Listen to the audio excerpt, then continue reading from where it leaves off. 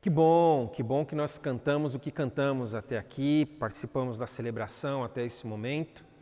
E agora nós vamos ler a palavra do Senhor e refletir mais um pouco a respeito desse tema que temos falado neste mês, que já foi dito no início, discípula, a igreja comprometida com a missão. Então eu convido agora vocês a acompanharem a leitura de Tiago no seu capítulo 2, versículos de 14 a 26. Carta de Tiago, uma carta absolutamente prática, atual e tem muito para nos falar. E o que acredito que Deus quer falar a nós está nesse trecho, do capítulo 2, a partir do 14. De que adianta, meus irmãos, dizerem que têm fé, se não a demonstram por meio de suas ações? Acaso esse tipo de fé pode salvar alguém? Se um irmão ou uma irmã necessitar de alimento ou de roupa, e vocês disserem, até logo, tenha um bom dia, aqueça-se e coma bem, mas não lhe derem alimento nem roupa, em que isso ajuda? Como veem, a fé por si mesma, a menos que produza boas obras, está morta. Mas alguém pode argumentar, uns têm fé, outros têm obras. Mostre-me sua fé sem obras e eu, pelas minhas obras, lhe mostrarei minha fé. Você diz crer que há um único Deus. Muito bem. Até os demônios creem nisso e tremem de medo. Quanta insensatez! Vocês não entenderam que a fé sem obras é inútil? Não lembram que nosso antepassado Abraão foi declarado justo por suas ações quando ofereceu seu filho Isaque sobre o altar? Como veem, sua fé e suas ações atuaram juntas, e assim as ações tornaram a fé completa. E aconteceu exatamente como as Escrituras dizem: Abraão creu em Deus, e assim foi considerado justo. Ele até foi chamado amigo de Deus. Vejam que somos declarados justos pelo que fazemos e não apenas pela fé. Raabe, a prostituta, é outro exemplo. Ela foi declarada justa por causa das suas ações, quando escondeu os mensageiros e os fez sair em segurança por um outro caminho. Assim como o corpo sem fôlego está morto, também a fé sem obras está morta. Tiago, nesse trecho, logo de cara, ele traz aqui uma situação de alguém que está precisando de ajuda, que está necessitando de algo, como uma comida ou uma roupa para vestir. E, num contraponto, pessoas que podem ajudar. Mas essas pessoas que podem ajudar dizem, até logo. Ou, em outra versão, ide em paz. E esse ide em paz era uma bênção que era proferida. Até por isso, uma outra versão também está escrito, Deus te abençoe. Deus abençoe vocês. E eu acho muito interessante como o Tiago, ele já faz uma denúncia logo de cara. Quando ele expõe essa situação de que nós podemos falar, Deus abençoe, ele está revelando uma omissão. Ele está revelando como nós temos essa tendência de desejar o bem ao outro, mas não fazer o bem ao outro. Denuncia. E ele tem todo sentido, e faz todo sentido ele fazer isso, porque Tiago mesmo no capítulo 1, ele fala que a palavra é como que um espelho. Quando nós estamos diante dela, ela nos revela, nós nos enxergamos exatamente como somos e estamos. E aqui ele nos denuncia exatamente como muitas vezes somos e estamos. Porque nós podemos esconder ou nos esconder atrás de um discurso de que nós temos fé em Jesus, mas nós não imitamos Jesus. Palavras. Palavras, um conjunto de preceitos muito bem articulados, sistematizados, um conjunto de preceitos bem definidos e defendidos muitas vezes, porém não vividos. Uma comunidade que diz, Deus abençoe vocês, mas essa mesma comunidade não abençoa as pessoas. Deixa para que Deus abençoe. E isso pode acontecer por causa de alguns enganos, de alguns equívocos. E eu cito um, que possivelmente era o que inclusive estava rondando a igreja naquela época. É de que a fé ela é sensorial, de que a fé é aquilo que nós sentimos, de que a fé ela não é carnal no sentido de encarnada, de que a fé é justamente um conjunto de teorias, um discurso, como eu já disse, porque o que importa é nós sentirmos, é o sensorial. Então, quantas vezes nós ouvimos as pessoas indo embora aos domingos e dizendo, nossa, como foi bom, como eu me senti bem hoje. Puxa, como eu fui animado para essa próxima semana. Nossa, a banda se superou hoje, tudo isso é muito bom, mas nós vemos muito pouco, cada vez menos, pessoas dizendo, eu fui confrontado hoje, eu fui chacoalhado hoje, todo o meu corpo sentiu aquilo que Deus queria falar a mim e a nós, o meu erro foi apontado. A história conta que um padre estava viajando e também um pastor, cada um seguindo o seu caminho, até que no meio do caminho deles tinha uma pousada onde eles foram procurar se havia ali quarto vago, para que eles pudessem passar a noite, repousar e continuar a caminhada no dia seguinte. Até que eles chegam juntos na recepção e a atendente fala a eles que só tem um quarto, 2 camas, mas somente um quarto. E se eles não vissem problema em dividirem o quarto, estava à disposição. Cada um olhou para o outro, disseram ok e foram se preparar para descansar. O padre, depois da sua prece, adormeceu sem muita dificuldade e o pastor orou e não dormia. Orou de novo e não dormia. Orou mais uma vez até que ele se cansou de tentar dormir, acendeu ali a lamparina, pegou sua Bíblia e começou a ler. Pouco depois que começou a ler a Bíblia, adormeceu. Aí ele acorda preocupado com o padre. Falou, puxa, eu acendi a lamparina, será que eu atrapalhei ele? Eu vou pedir desculpa e me justificar. Aí ele fala para o padre o que aconteceu e disse, é que aí eu comecei a ler a Bíblia e logo em seguida eu adormeci, eu dormi. Aí o padre deu uma risada e falou, puxa, comigo é diferente. Toda vez que eu leio a Bíblia eu não consigo nem dormir depois. Confrontação.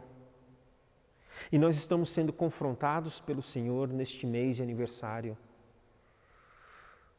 Começamos falando de devoção, em que o Michael nos trouxe a mensagem de que devoção não é idolatria, porque os ídolos estão mortos e eles nos matam e nós matamos aqueles com quem convivemos, porque a nossa fé pode ser, a nossa devoção pode ser muito bem idolátrica, e na idolatria só há morte.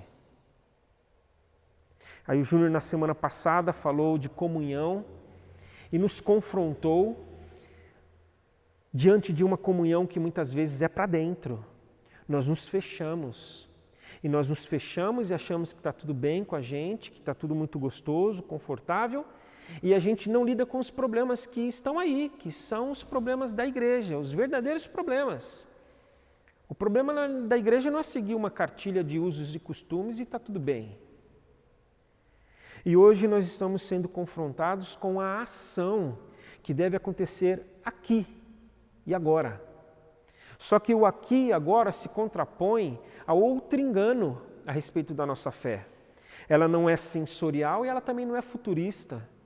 uma fé escatológica, que um dia as coisas vão acontecer. Aqueles que estão na caminhada cristã há mais tempo,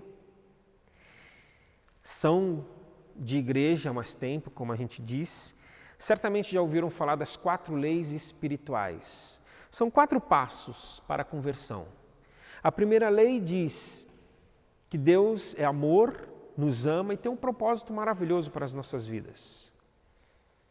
A segunda lei fala que nós estamos separados deste Deus amoroso e que tem esse propósito maravilhoso.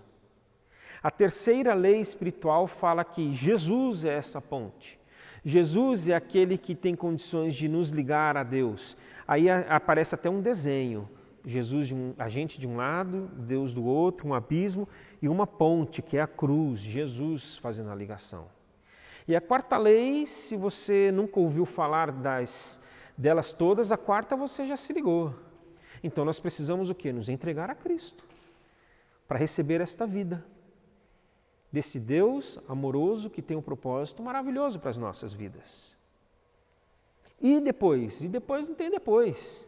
Essas 4 leis, elas se resumem a essas 4 leis praticamente. E depois é aguardar o céu, e depois é a gente ficar esperando, porque a gente já tem, como diria um professor meu, uma pólice de seguro contra o fogo do inferno. Só que esse Jesus, ele, quando chegou, a mensagem dele foi: o reino de Deus está aqui. O reinado de Deus foi estabelecido comigo.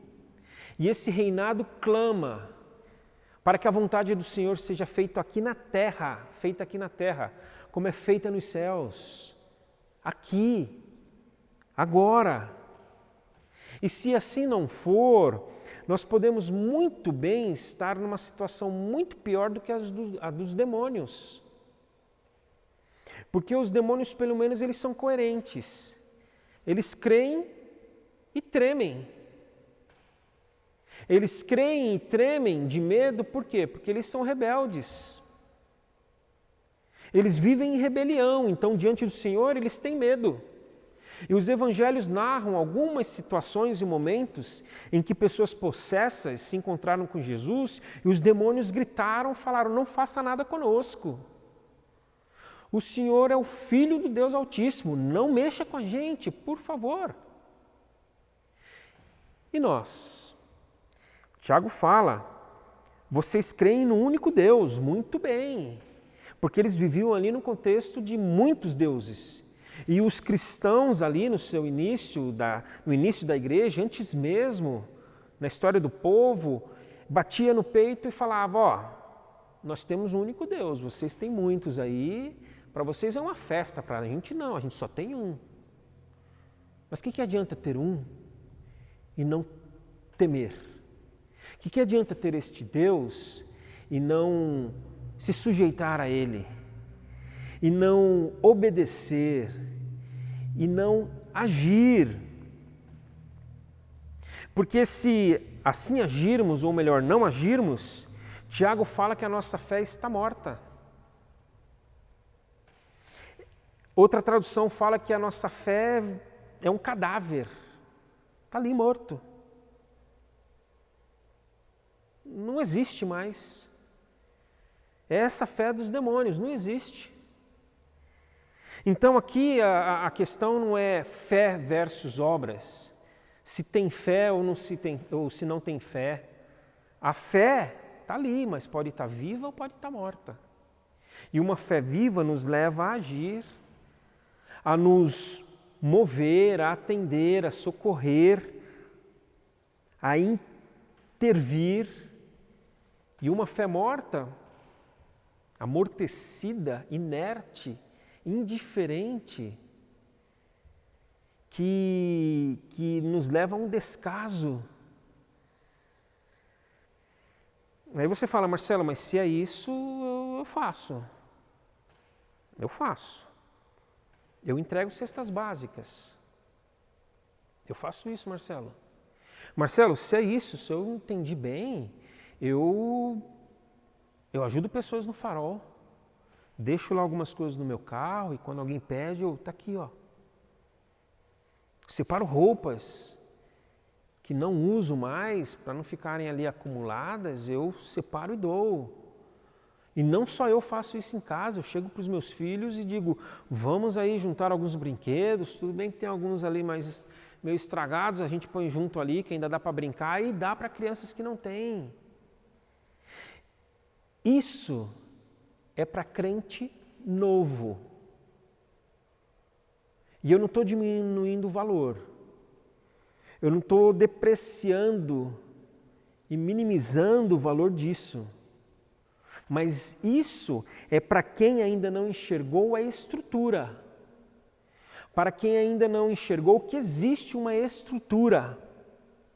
Ok, é para pessoas, né, essa questão dessa assistência bem-vinda, mas é para pessoas que já até viram a estrutura, sempre viram a estrutura sim,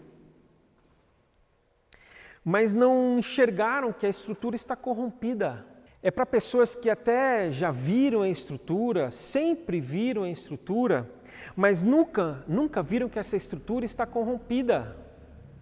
De que essa estrutura ela traz privilégios para algumas pessoas.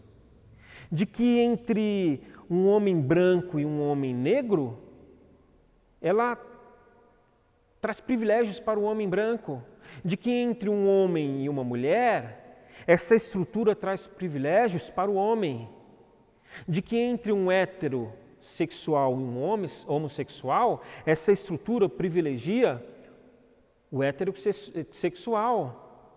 De que entre um rico e um pobre, quem que essa estrutura privilegia e favorece e faz com que o rico se torne cada vez mais rico e o pobre cada vez mais pobre? Uma estrutura injusta, desigual. Por quê? Porque é uma estrutura imersa no pecado. E se está imersa no pecado, está imersa na morte. É aquela história, gente, de dar o peixe, mas de não apenas dar o peixe, mas ensinar a pescar. E nós vivemos mais do que nunca diante de um cenário de que a gente deve deixar as pessoas pescarem. A gente começa dando peixe, porque tem hora que tem que dar o peixe mesmo. Tem hora que o outro não tem condições de aprender, está numa situação de urgência e vai dar o peixe, está precisando comer, está precisando ter aquilo quanto antes. E aí o tempo passa e a gente vem cá, a gente vai ensinar. Isso que você ganhou, você tem condições de produzir, tem condições de desenvolver. Então vamos ensinar a pescar. Só que essa estrutura está tão bem montada que a gente, como eu ouvi uma vez essa ilustração, tem que criar meios para que as pessoas possam pescar. Porque elas vão até o rio pescar e tem uma grade lá, tem uma tela, que uma empresa subiu ali para que não permitisse que ninguém fosse ali pescar, para que ninguém fosse ter acesso àquela água, que ela por razões, porque ela quer se utilizar daquela água para aumentar o seu lucro, para produzir aquilo que ela produz, para alimentar a ganância dos seus donos, não permite que ninguém tenha acesso àquela água. Estrutura. E a estrutura coletiva, ela só vai mudar quando a estrutura pessoal mudar. Explica, Marcelo, explico. E para explicar essa questão de uma mudança estrutural coletiva, que só vai acontecer por uma mudança estrutural pessoal, eu trago aqui a imagem da viúva e do jovem, da viúva pobre e do jovem rico, que Jesus traz para nós nos evangelhos. Uma mulher que vai ali depositar a sua oferta ao Senhor e ela entrega tudo o que tem, 2 moedas. E um jovem que tem interesse no Senhor e no seu reino, querendo saber como faz para acessar este reino, para receber esta vida, ele ouve do Senhor: entrega tudo o que você tem. E o texto fala que aquele jovem, por ser muito apegado àquilo que ele tinha, ele não conseguiu fazer isso e foi embora triste. Então, essa mudança estrutural em nós precisa acontecer. Nós precisamos agir como esta viúva que abre mão. Abre mão. E não como este jovem que segura nas mãos. Como esta mulher que dá de si, porque o ter dado tudo ali significa ter dado de si. Ela se entregou ao Senhor, enquanto este jovem pensou em si.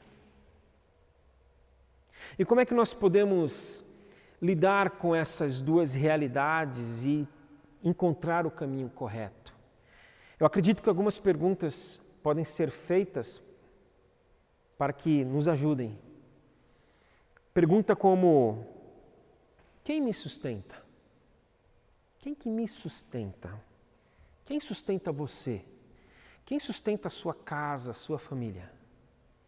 Quem me garante? Quem garante você? Quem nos garante? De quem eu dependo? De quem você depende? Eu estou falando de quem, não do quê.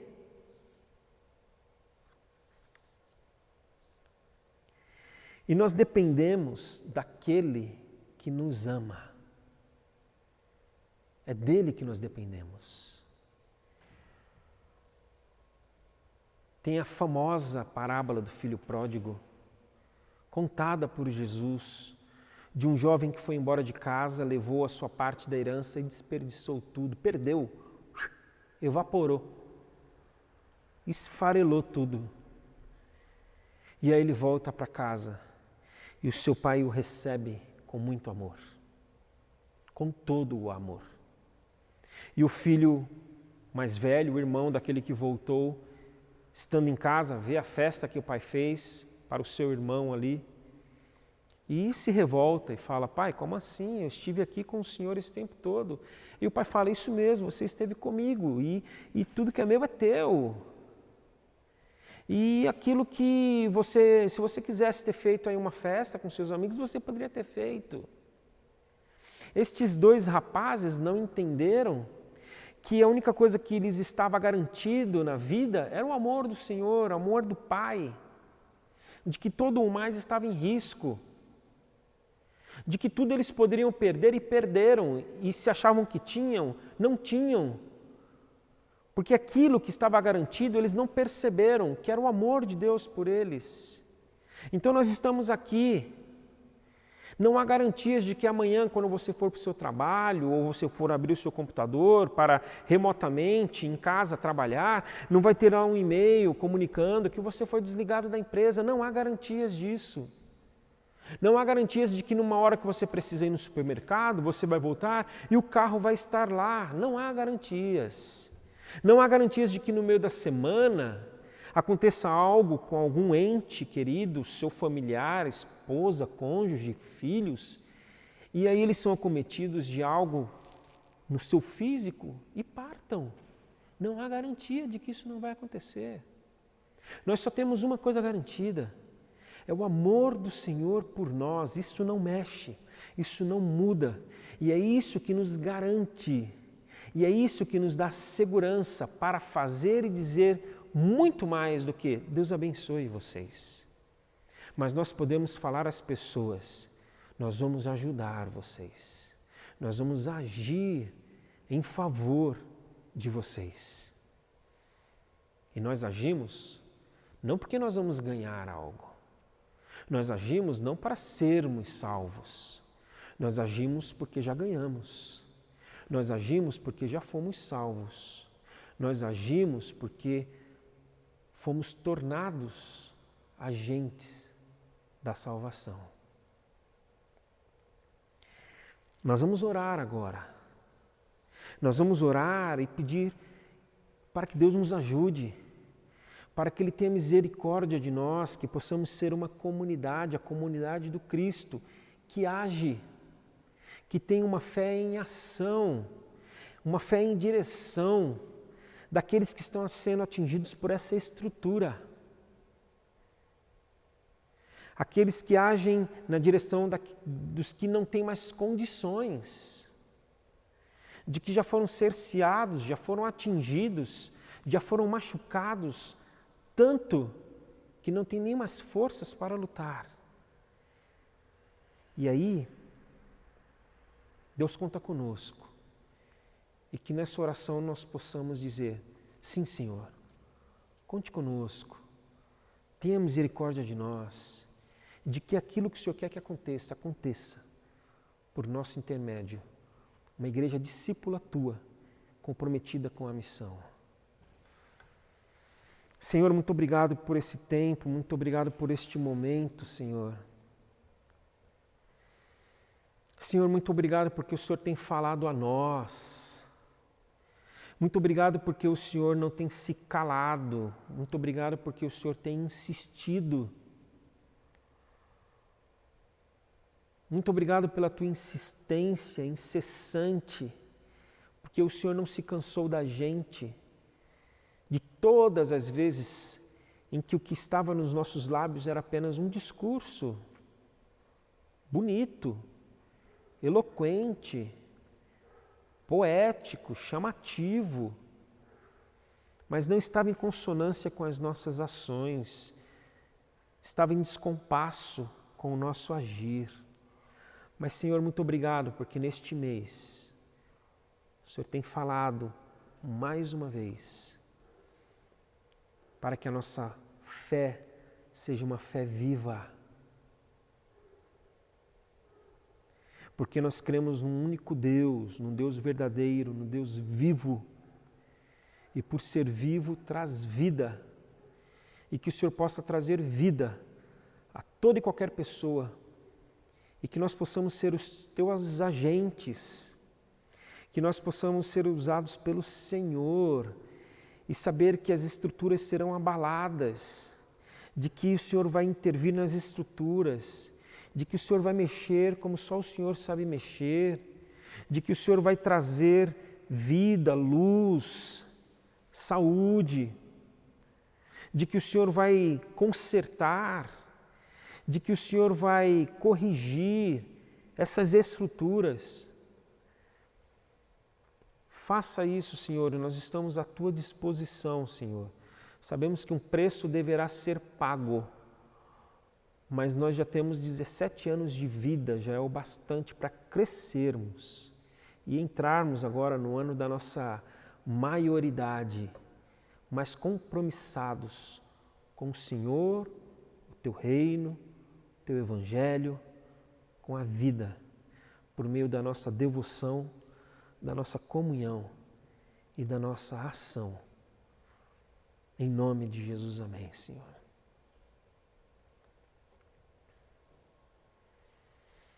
Nós vamos